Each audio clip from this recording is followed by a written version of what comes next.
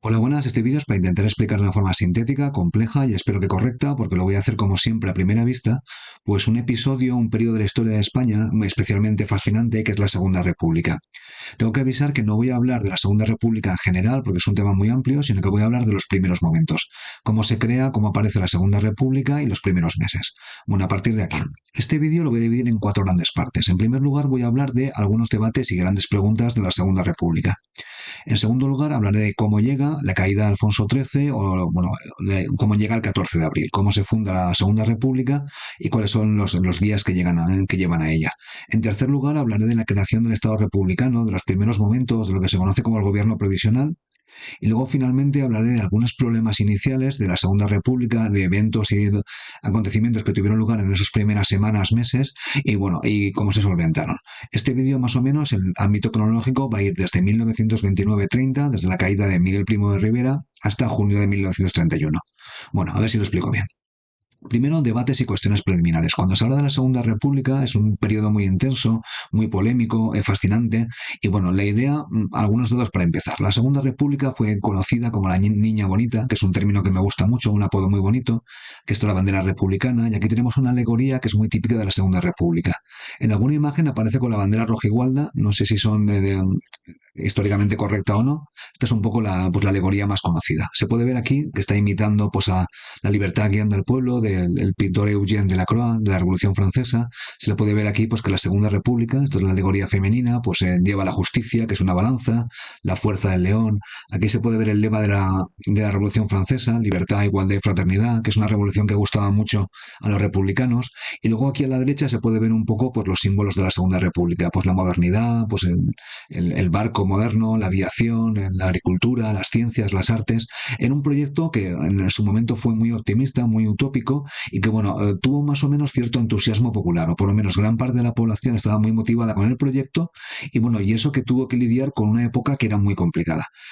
A modo de resumen y muy rápido, en ese momento el régimen fascista de Mussolini ya estaba consolidado, es la época, bueno, la caída de la democracia en Europa, pues dentro de poco tendrá pues, la llegada de Hitler al poder en el 33, el golpe de Estado en Austria, Dollfuss, el canciller Dollfuss. Y bueno, en esta época tan complicada también está la Tercera Internacional, el miedo al comunismo, el llamado Red Scare. Y luego además, económicamente también Europa estaba viviendo muchos problemas. Está el crack del 29, que luego se traduce en la Gran Depresión. La economía europea se resiente como consecuencia de la crisis que empieza la bolsa de Wall Street. Bueno, y aunque a España no le afectó demasiado porque era un país agrícola, pues bueno, la situación económica no era buena. También hay que recordar que la dictadura de Primo de Rivera, de Miguel Primo de Rivera, pues embarcó en numerosos proyectos públicos y cuando se retiró del poder, pues el país estaba muy endeudado.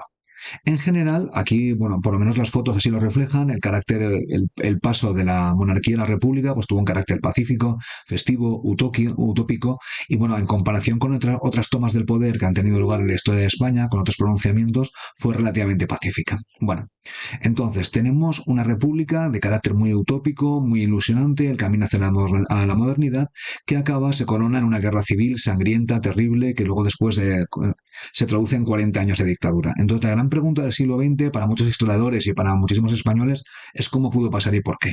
Entonces, parte de estos vídeos intentan explicar más o menos o dar una descripción de cómo se llegó. Bueno, si leéis libros sobre el tema o veis vídeos, yo os voy aquí a caracterizar las dos grandes interpretaciones sobre la Segunda República. A la izquierda está la interpretación un poco más progresista, que es que la República fue asesinada. La idea es que militares hicieron un golpe de Estado, Francisco Franco, Sanjurjo, el general Mola, pues dieron un golpe de Estado apoyados por las potencias fascistas y estos militares apoyados por algunos grupos sociales, pues acaban con la República, la asesinaron. También una versión un poco más amplia, pues dice que la República fue asesinada no solamente por los militares, por los golpistas, sino por radicales de derecha o de izquierda. Aquí cada uno, pues tira para donde tira. Luego después hay una explicación un poco más estructural que habla o narra, muchos libros van por esta línea, ahora mismo me acuerdo del de Gabriel Jackson, pues bueno, que la República o era inviable o se suicidó. La tesis de la inviabilidad de la Segunda República tiene una perspectiva bastante pesimista sobre el Estado español. Comenta que el liberalismo no había calado, que era un país demasiado atrasado, que era un país muy pobre. Entonces, según esta tesis, pues la democracia de la Segunda República pues era demasiado avanzada para el pueblo español y por eso fracasó, el retraso español. Otros autores van por otra línea. Dice que el Estado español en 1931 tenía aspectos o dinámicas muy avanzadas, incluso más progresistas que otros países europeos, como Alemania, como Francia o como el Reino Unido, y que precisamente fue quizás que la República fue demasiado avanzada. Y luego después hay una explicación más de tipo politológico, aquí estoy pensando en Stanley Payne, en que los políticos republicanos, la clase política republicana, y aquí podemos meter dentro de la clase republicana también a Franco, a Sanjurjo, pues no, estos políticos republicanos, a través de políticas o movimientos irresponsables, pues hicieron imposible su supervivencia. Bueno, más o menos todas las explicaciones sobre la caída de la Segunda República, de por qué fracasa, pues es una de estas dos. Quiero haberlas resumido todas. O fue asesinada, o se suicidó, o era inviable. Espero haberlo resumido bien y ahora vamos al principio, desde una perspectiva cronológica de cómo se crea el Estado republicano. Aquí tenemos al primer gobierno provisional de la Segunda República, si no me equivoco está Niceto Alcalá Zamora, aquí está Manuel Azaña, que luego después sería presidente del Consejo, luego presidente de la República. Y bueno, ¿cómo se inicia la República? Pues la idea es que hay que partir desde la monarquía de Alfonso XIII. Alfonso XIII había comenzado a ser rey de España en 1902, tenía ya cierta experiencia y en 1923, como es bien sabido, unió su destino al de una dictadura, la dictadura de Miguel Primo de Rivera. Miguel Primo de Rivera dio un golpe de Estado en el 23 y bueno, consiguió solventar la guerra de Marruecos, pero tenía muchos oponentes y la monarquía, al traicionar a la clase política de la Restauración, pues se vio manchada para siempre y se vinculó, para bien o para mal, con la dictadura de Miguel Primo de Rivera. A partir de aquí, en la clase política de la Restauración, muchos de ellos, Manuel Azaña, me estoy acordando ahora mismo, es un ejemplo, pasan de ser monárquicos reformistas o monárquicos progresistas a ser claramente republicanos. Y hay una oposición bastante grande que se organiza durante la etapa de Miguel Primo de Rivera y luego cuando cae también, y esta oposición, sobre todo que estaba liderada por los republicanos y por los socialistas, firman en San Sebastián un pacto para eliminar la monarquía y traer la república. No quitar al rey, no hacer una reforma, sino que este pacto de San Sebastián, la idea era tumbar a Alfonso XIII, que era muy impopular, y en este pacto participan progresistas, republicanos, nacionalistas, socialistas y un conjunto muy amplio de personas, incluso también conservadores como eran Niceto Alcalá Zamora. Bueno, esta coalición republicano-socialista por la República pues también tenía el apoyo de algunos militares y de hecho hay un golpe de Estado muy conocido en diciembre del 30, el regimiento de Jaca, los militares de Jaca pues dan un golpe de Estado contra el gobierno que existía en ese momento y bueno, y ese golpe de Estado, ese pronunciamiento entre comillas, fracasa y fueron fusilados. Estos dos capitanes, Fermín Galán y Ángel García, pues fueron un poco protomártires, ¿no?, de la Segunda República. A partir de aquí, claro, Alfonso XIII era consciente de que tenía muy escasos apoyos, tenía algunos políticos todavía amigos. Aquí tenemos una imagen del conde de Romanones, un político progresista de la Restauración con fama de cacique o caciquil. Era uno de sus pocos apoyos o amigos personales, pero bueno, Alfonso XIII tenía la clase política de la Restauración que Miguel Primo de Rivera había quitado del poder en contra. Obviamente, la coalición republicano-socialista eran totalmente republicanos y querían quitar la monarquía y colocar una república. Obviamente el catalanismo y nacionalistas vascos estaban en contra de la monarquía que había apoyado el centralismo de Miguel Primo de Rivera. Entre la clase política e intelectual de España, esa burguesía, esas clases medias, pues había una gran cantidad de personas y las élites intelectuales, entre ellas, os he puesto ahí el ejemplo de Miguel de Unamuno, pero hay muchos más, pues estaban en contra de la monarquía por motivos estéticos, también por motivos ideológicos. Consideraban que la monarquía era una forma de gobierno atrasada, mientras que la república era el mejor el mejor sistema de gobierno.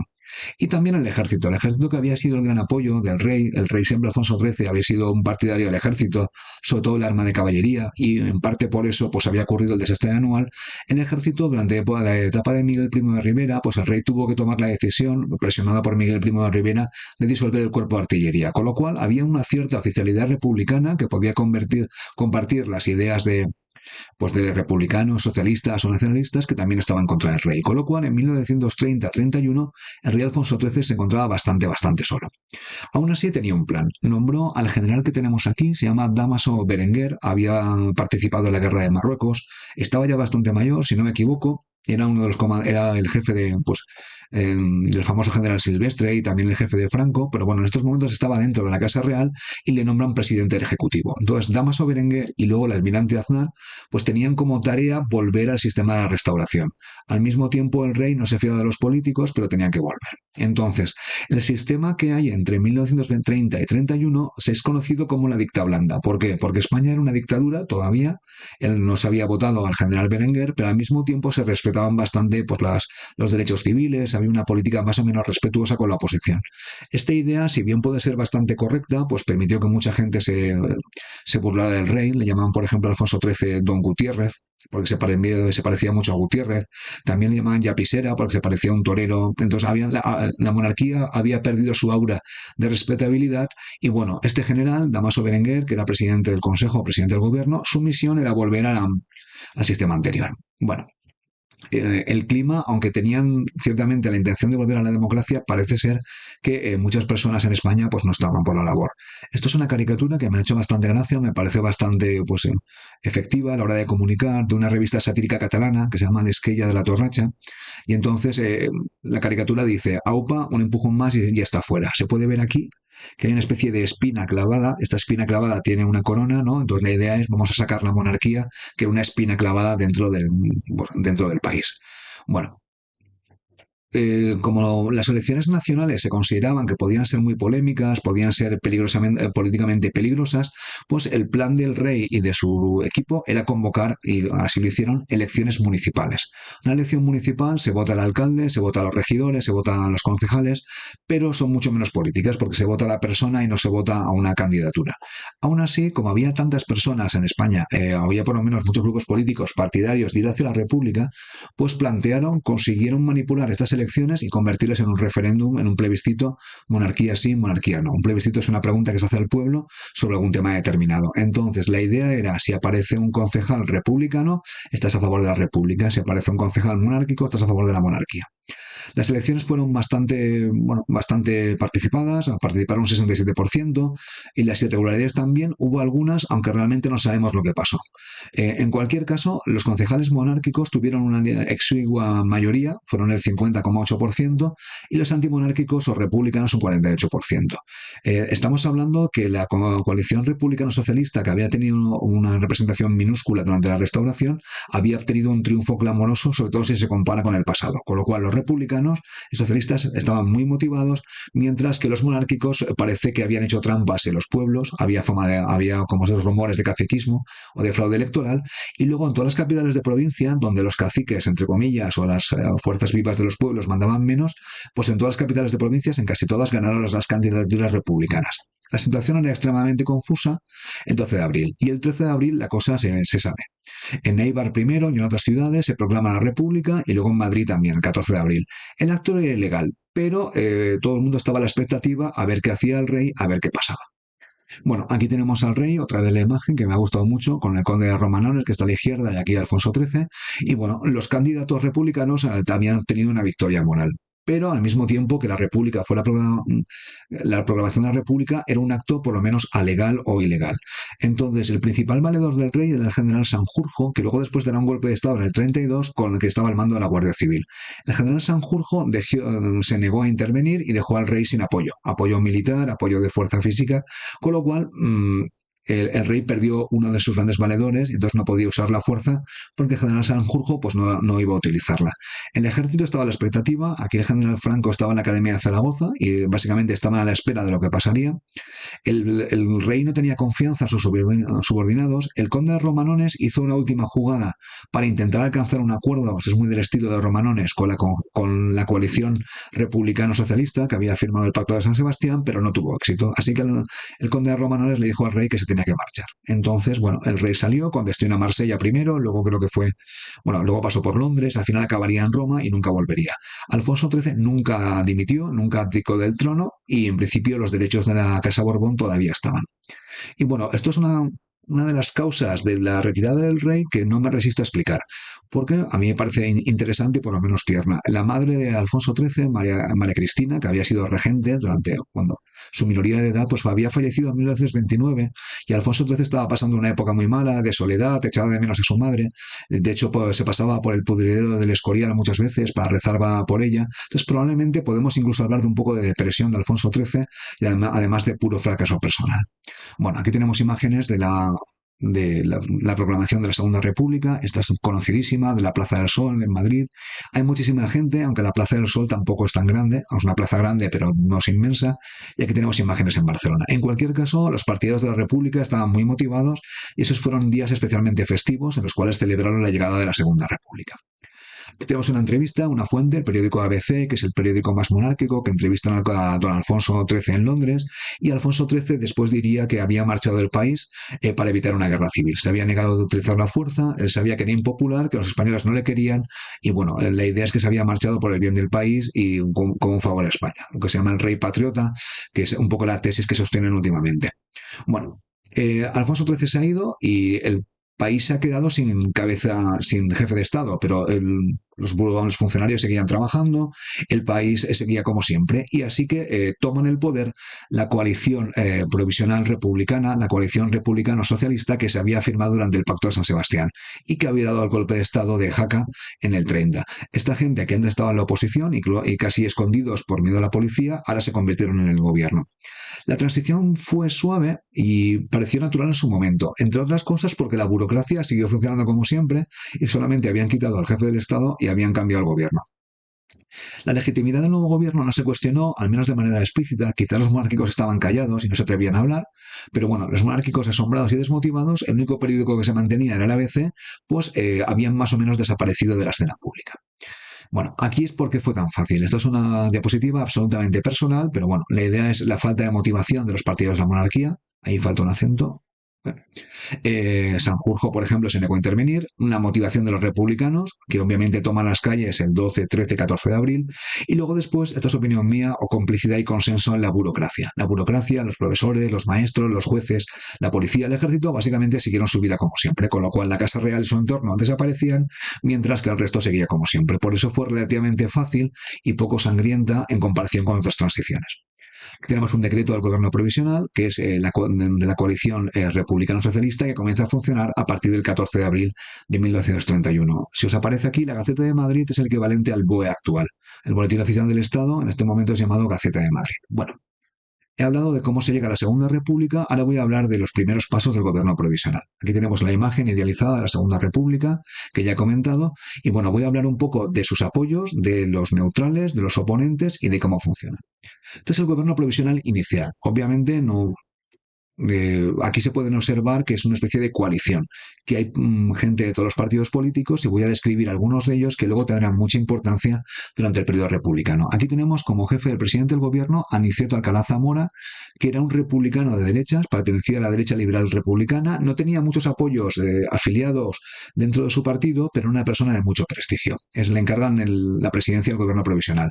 Como en el Ministerio de Estado estaba Alejandro Lerroux, que había sido un radical muy polémico en 1900, el emperador de Paralelo en Barcelona le llamaban, pertenecía al Partido Republicano Radical, que eran anticlericales de centro derecha o centro izquierda según opiniones. Luego después en guerra tenemos a Manuel Azaña, que había sido presidente del Ateneo en Madrid, que era una institución muy progresista. Él era un experto en temas militares, de hecho había ido a Francia a hacer un estudio, y luego después se encargaría de la reforma militar, que era su especialidad. Esto era un republicano de izquierdas. Luego tenemos a Indalecio Prieto, que era de la parte más, pertenecía al PSOE, de la parte entre comillas más moderada, y luego en trabajo a Francisco Largo Caballero, que sería el presidente del Consejo durante la Guerra Civil Española, que era de la sección obrerista del PSOE. Le llamaban el Lenin español y luego hay muchos ahí personajes que luego después serían muy importantes durante el periodo posterior. El gobierno provisional empieza a trabajar y aquí tenemos una imagen. Aquí tenemos a Aniceto Alcalá Zamora, Manuel Azaña está aquí y aquí tenemos a Alejandro Lerroux, que luego después sería presidente del Consejo en el bienio radical cedista. Es un gobierno un poco de transición, provisional, sabían que eran ilegítimos y la idea era convocar elecciones para unas cortes constituyentes y luego después crear una constitución. Pero bueno, eso lo contaré en otro vídeo, supongo, porque este es de los inicios de la Segunda República. Y bueno, y aquí he marcado un poco los grupos más o menos de forma como yo consideraba conveniente, y he dividido entre los grupos sociales o políticos, entre partidarios, neutrales, alternativos y la oposición. Entre los partidarios de la República encontramos a mucha gente que estaba realmente ilusionada. Su idea era que la República era la modernidad, España se acercaba a Europa, y entre ellos podemos tener a Manuel Azaña, a Alcalá Zamora, a muchos intelectuales como Miguel de Unamuno, como José Ortega y Gasset, algunos partidos políticos republicanos y radicales, y luego su periódico de referencia, su publicación se llama El Sol. Eran de tipo progresista o de centro derecha o centro izquierda. Hay gente que opina, como Gabriel Jackson, que este centro izquierda, centro derecha era un espacio político pues muy reducido, mientras que los extremos predominaban sobre el centro. Pero bueno, esto es un debate que no entraré aquí. Luego había un grupo de población o grupos políticos que eran relativamente neutrales, estaban a la expectativa. La República les parecía un sistema bastante razonable si mantenía el orden, si no había caos, se acordaban de la Primera República, que había sido muy caótica, y luego después hay una postura que se conoce como accidentalismo. Dentro del catolicismo había, pues el catolicismo tenemos al alto clero, a los cardenales que eran bastante conservadores, pero mucha población católica era accidentalista, es decir, le daba igual la forma de gobierno, le daba igual una monarquía que una república, siempre que se respetara un poco pues los derechos religiosos, los derechos de la iglesia, siempre que fuera ciertamente moderada. Entonces, las clases medias, la iglesia moderada, el debate, que era el periódico de Ángel Herrera Oria, mucha parte de la población, el ejército, eran neutrales, estaban esperando a ver cómo funcionaba la Segunda República. Luego tenemos a proyectos alternativos, que no estaban en contra de la Segunda República, pero tenían un proyecto mejor. La República era un mal menor, tenía su propio proyecto, y entre ellos podemos contar a la CNT y a la FAI, que eran anarquistas, y bueno, la república era un sistema mucho mejor que la monarquía, pero al fin y al cabo la república era una república burguesa. Falange también se puede, entre comillas, aunque esto es discutible, colocarse aquí. La Falange en principio no era monárquica, sino que podía ser republicana, y la idea es que la república pudiera ser un sistema viable siempre que mandaran ellos. Y luego los partidos nacionalistas, pues como el vasco o el catalán, pues bueno, tenían su proyecto alternativo, buscaban la autonomía, y la república podía ser una buena forma de alcanzar o la autonomía o la independencia. Y luego la oposición, pues hombre, no estaban bastante callados, para ellos la república había sido un golpe de Estado, el gobierno legítimo, interno e intransferible de España era la monarquía, y bueno, aquí podemos tener a los monárquicos, parte del ejército más radicalizado, algunos cardenales, hay uno como Pedro Segura que parece sacado del siglo XVI y que fue expulsado por la Segunda República y luego fue expulsado por Franco, tiene el dudoso honor de haber sido expulsado por los dos, y luego su periódico de referencia era el ABC. El ABC era el periódico monárquico que era considerado como un enemigo de la República por los republicanos.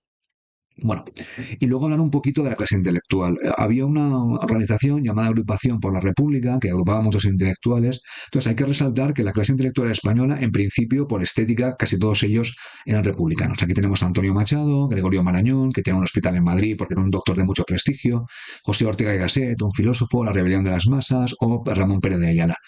Muchos intelectuales, sobre todo los de Madrid, Barcelona, las altas élites del país, la Junta de Estudios, la Institución Libre de Enseñanza, pues había una clase política en las élites del país que eran bastante, bueno, casi todos ellos eran republicanos. Bueno, he hablado de cómo se llega al gobierno provisional y luego de algunos problemas y cómo se solventan. Yo he cifrado tres problemas más importantes de los primeros momentos. El primero es la cuestión catalana, luego la famosa quema de conventos y luego las huelgas de la telefónica o la conflictividad social. Vamos primero con Cataluña. Cuando en el 14 los nacionalistas catalanes habían firmado el Pacto de San Sebastián y estaban un poco en el proyecto por la República.